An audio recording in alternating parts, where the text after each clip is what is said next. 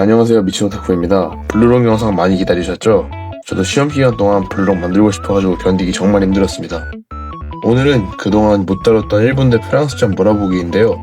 최대한 생동감 있게 만들어봤으니 즐겁게 시청해주시면 감사하겠습니다. 제가 지금 목감기가 걸려서 목 상태가 좋지 않은 점 미리 양해 부탁드립니다. 일본 대 프랑스전은 330분부터 시작합니다. 언더20 월드컵 A조 제3경기가 시작됩니다. 프랑스 언더20는 강력한 우승 후보로 성인 국가대표는 이미 월드컵을 우승한 세계 챔피언의 신동 로키가 이끄는 청소년 팀은 프랑스의 황금 세대라고 설명합니다. 거기에 맞붙는 일본은 제1경기에서 나이지리아를 4대0으로 격파, 블루록의 상징적인 존재가 된 이사기 요이치와 함께 현 시점 축구계에서 최고로 주목받는 집단이라고 덧붙이죠. 블루록은 백색의 세컨킷을 입고 프랑스와 나란히 등장합니다. 로키는 이사기와 각자 인사를 나누며 샤르는 바치라에게 시도가 선발이 아니냐고 묻습니다. 바치라는 나이지리아전과 같은 라인업이라고 설명하자 샤르는 가볍게 이기겠다며 도발합니다. 거기에 리는 지기 전에 계속 입이는 놀려놓으라며 회답합니다. 이기는 팀이 토너먼트 라운드에 가까워지는 이번 경기, 압박감을 도전으로 바꾸라는 이사기와 함께 프랑스전이 킥오프됩니다. 일본은 3-5-2 포메이션을 가져가며 중원을 두껍게 하여 볼 점유율을 높이고 양 윙백의 공격 가담을 적극적으로 활용하는 공격적인 시스템입니다. 수비진은 아이쿠를 중심으로 니코의 두뇌, 아류의 피지컬이 조화된 안정적인 3백을 구성하고 있고요. 여기서 신세대 월드베스트 위고는 미드필더인 것이 확정되었습니다. 여기서 프랑스의 중원 네 조금 더 살펴보겠습니다. 프랑스의 미드필더진은 샤를과 위고를 중심으로 견고한 블록을 쌓는 형태의 유기적인 시스템입니다. 가장 핵심이 되는 중앙 공격형 미드필더 샤를은 팀의 심장이자 두뇌로 전방에 신속 줄리앙 로키가 달리는 타이밍에 맞춰 한치의 오차도 없는 킬패스를 찌르는 공격의 시발점 역할을 수행합니다.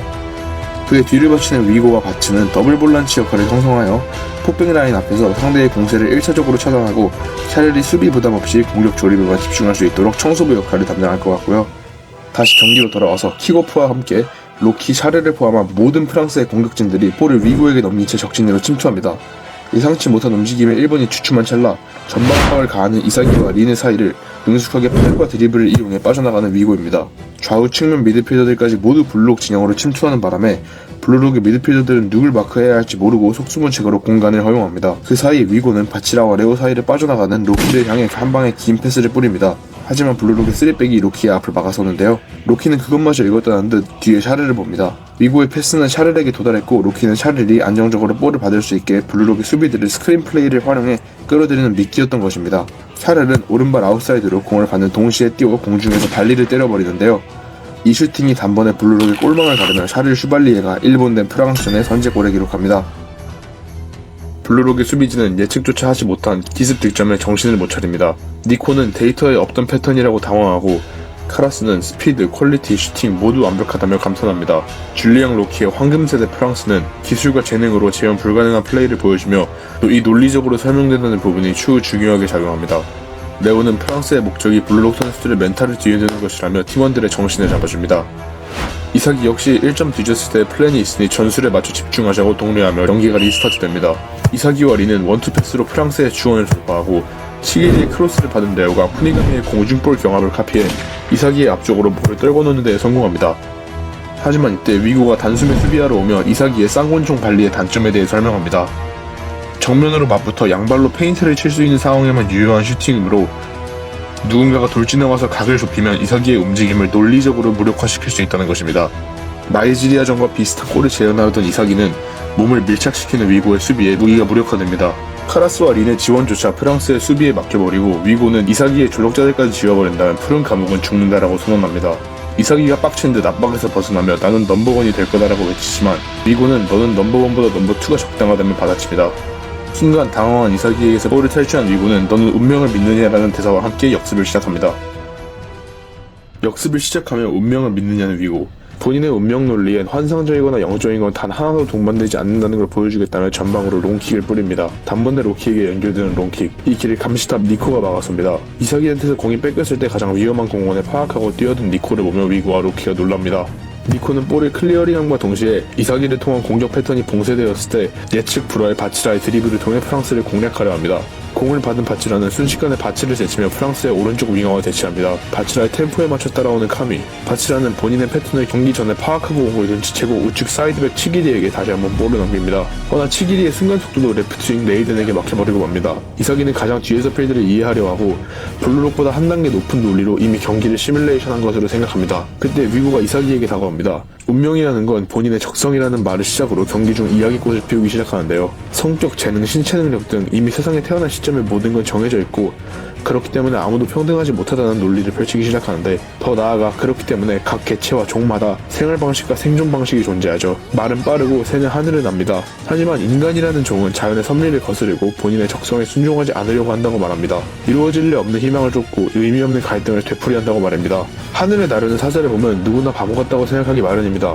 그러니 조금 더 자연의 섭리대로 사는 게 편할 것이고 세계 모두가 그런 인생을 살면 세상은 더 효율적이고 행복해진다고 말합니다. 그리고 세포 단계에서부터 본인의 적성에 맞춰 살아간다는 철학, 본인의 적성 운명론을 펼칩니다. 이삭이는 제대로 빡친 듯 본인에게 스트라이커로서의 재능이 없다. 미드필더가 더 효율적이다라는 건 본인도 알고 있지만 운명은 에고로 다시 써내려가는 것이라고 블루록에서 배웠기 때문이라며 위고의 말을 반박합니다. 동시에 볼은 린에게 전달되며 로키와의 1대1 빈도를 가져갑니다. 볼을 가진 채 린은 프랑스의 페널티 에리어 쪽으로 돌파합니다. 빈틈을 발견한 린은 순식간에 오른발 슈팅을 가져가지만 갑자기 나타난 위고에 의해 저지당합니다. 깻잎 한 500장 차이로 비껴간 린의 슈팅. 이삭이는 저것마저 시뮬레이팅한 거냐고 감탄하죠. 누군가와 부딪히며 하는 슈팅이 특기인 린을 이해하고 로키가 슛 코스를 한정시키자 위고가 나타나 그걸 방어하는 식으로 이미 블루록의 전술을 모두 파악한 모습을 보여줍니다. 위고는 블루록의 플레이 방식은 여기까지가 한계라고 단언합니다.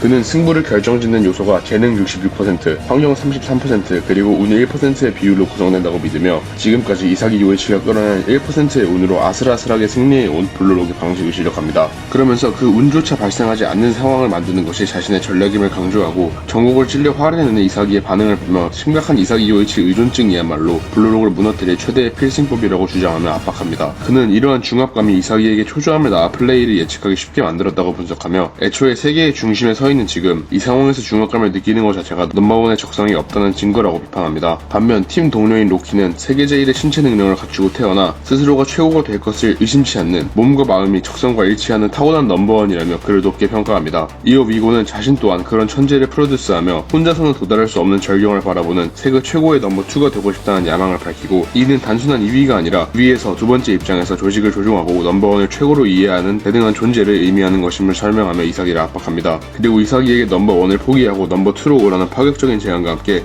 이삭이가 넘버1으로 계속 산다면 블루록은 무너진다고 전곡을 찌릅니다. 코너킥으로 이어지는 블루록의 공격, 크로스를 올리지 않고 왼쪽에 있는 히오리에게 땅볼로 연결합니다. 로키가 순식간에 히오리에게 달려오자 페이크로 로키를 속여 바치라에게 연결합니다. 허나 니어포스트는 키퍼가 맡고 있는 상황, 바치라는 비어있는 공간 쪽인 레오에게 연결합니다. 맨마크가 없는 상황인데요. 하지만 순식간에 위고에게 저지당합니다. 여기서 볼을 뒤로 내줘 이삭이에게 연결하나 샤를이 몸을 부딪힙니다. 프랑스에게 알려지지 않는 공격 패턴으로 전개 시 이삭이 요이치를 가장 먼저 경기한다라는 임무를 가진 샤를. 바로 앞에 패스할 수 있는 린이라는 선택지가 있지만 이삭이는 위고의 넘버2로 살라는 거슬리는 말을 떠올리고 본인이 직접 슈팅을 가져갑니다. 펄이 가로막히고 마는 이삭이의 슈팅. 여기서 위고는 다시 한 번 더 이삭이를 긁습니다. 쌍권총 발리와 직격 슈탄을 제외하면 평균보다 못한 스트라이커. 그 고집 때문에 블루록이 죽어간다며 아직 이삭이는 본인의 운명을 바꿀 수 있다고 조언합니다. 더 이상 쓸모가 없어진 이삭이에 모두가 당황한 사이 카라스 타비토는 최후방에서 모든 상황을 지켜보고 있었습니다. 키퍼의 로키를 노린 롱스로우.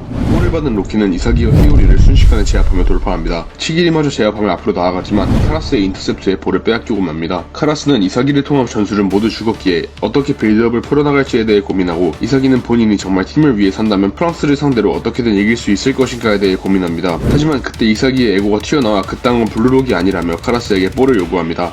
하지만 현실주의자적인 카라스는 그런 각오로 억지 승리할 수 있는 레벨이 아니라며 현실적으로 이삭이에게 의존하지 않고 승리할 방도를 몰색하기 시작합니다. 카라스는 순간 본인이 블루록의 운명을 위해 넘버2가 되겠다며 여간의 계안에 완전히 플로우에 돌입합니다. 순식간에 바치를 제치고 공간으로 침투하는 카라스. 본인이 본인의 넘버2를 이용하는 새 전략을 만들어내고 있습니다. 그리고 이미 한번 전술이 무너진 현재 위고의 말대로 가장 적성적인 선수는 히오리라며 히오리에게 패스를 연결합니다. 사이드에서 볼을 받은 히오리 왼쪽 측면에서 한 명을 제친 후 슈팅각을 거나 한번 접고 오른쪽에 카라스에게 연결합니다. 하나 카라스는 본인이 아닌 히오리가 완성해야 하는 전술이라고 판단하고 히오리의 축구에 대한 감정, 스트라이커로서의 적성은 본인이 제일 잘 알고 있다며 왼발로 본인에게 오는 히오리에게 볼을 연결합니다. 히오리는 순간 당황하지만 그때 카라스가 본인을 둘러싼 수비수 2명을 손으로 제압하고 히오리에게 본인의 머리 쪽으로 차보라고 명령합니다. 히오리는 곧바로 카라스의 머리를 노려 슈팅하고 카라스는 그 순간 머리를 숙여 볼이 지나갈 공간에 만듭니다. 그대로 프랑스의 골망을 흔들며 블루록의 비범리들이 스코어를 1대1로 만듭니다. 푸른 감옥에 무언가가 일어나고 있음을 직감한 이사기, 에고는 여전히 자리에서 일어나지 않습니다. 그때 카라스가 이사기에게 대화를 제안합니다. 방금 본인들의 방식으로 가겠다고 제안하는 카라스, 이사기에게 가는 압박이 너무 강해 본래의 전술을 구현하기 어렵기 때문이라는 것입니다. 이사기 외의 전략으로 프랑스에게 승리하는 것이 유일한 방법이라고 설명하는 카라스, 이사기는 납득한 듯 하나 카라스의 스트라이커로서의 인생은 포기하는 것이냐고 묻습니다. 카라스는 당황한 듯 본인은 포기한 적 없다고 대답합니다. 잠깐 어시스트하는 역할인 것 뿐이고 그렇게 치면 키퍼보는 가가마루나 수비보는 니코, 아이쿠, 아류도 모두 이상한 것 아니냐며 덧붙입니다. 그러자 이사기는 지금의 카라스의 태도는 뭔가 이상하다고 반박합니다. 하지만 카라스는 본인들은 적어도 이사기와 다르게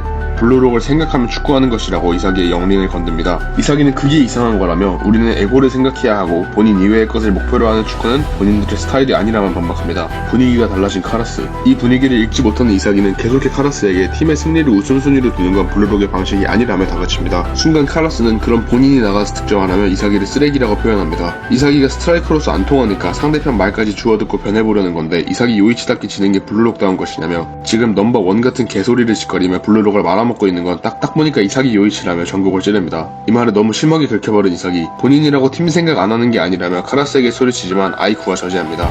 그렇게 1대1 리스타트되는 경기에서 위고는 넘버원만이 삶을 살아가는 데에 있어 정답은 아니라고 넘버2도 에고이스트가 될 수 있다며 본인의 에고를 이사기에게 설명하기 시작합니다. 애초에 이사기는 지금까지 넘버2를 넘버1이 되지 못한 인간이라고 정의했던 게 아니냐고 묻는 위고는 그거 다 괴짜양경에게 세뇌당한 거라고 말합니다. 이사기는 위고의 편협한 의견 따위 궁금하지 않다고 소리치지만 위고는 아랑곳하지 않고 계속합니다. 지금까지 한 번도 사람들이 본인들의 직성과 재능을 낭비하고 있다고 생각한 적 없냐는 위고는 어렸을 때부터 적어도 기억이 나는 시절부터 항상 그런 생각을 하고 살았다고 말합니다. 적성과 자아가 일치하지 않는 톱니가 뒤틀린 인간을 보면 항상 올바른 작동 방식으로 고쳐주고 싶은 성격을 지니고 태어났다고 고백합니다. 본인은 그런 사람들을 보면 적성과 재능을 쓰는 방식을 고쳐주고 싶은 충동을 따랐고 그래서 만나는 사람마다 이렇게 하면 나아질 거야, 이렇게 하면 이길 수 있어, 이렇게 하면 사랑받을 수 있어 등 올바른 적성의 사용법을 알려주었다고 고백합니다. 여기에 이사기는 자기중심적이고 소름 끼친다고 질색을 하지만 본인은 그런 도움으로 적성과 자아가 일치해 본인과 만나 운명이 변하는 사람을 만드는 게 너무나도 재미있어 살아간다고 말합니다.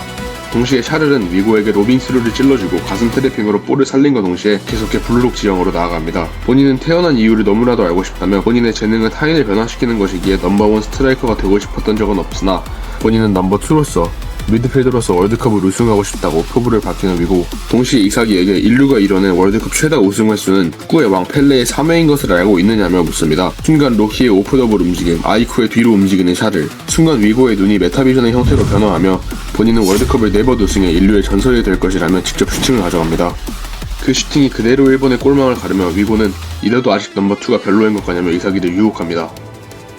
이렇게 언더20 월드컵 제3경기 프랑스 대 일본의 전반전이 종료됩니다. 영상 재밌게 보셨나요? 이렇게 긴 블루록 영상은 처음이라 제가 고생 좀 했습니다. 저는 언젠가 프랑스전 후반전 내용으로 돌아오도록 하겠습니다.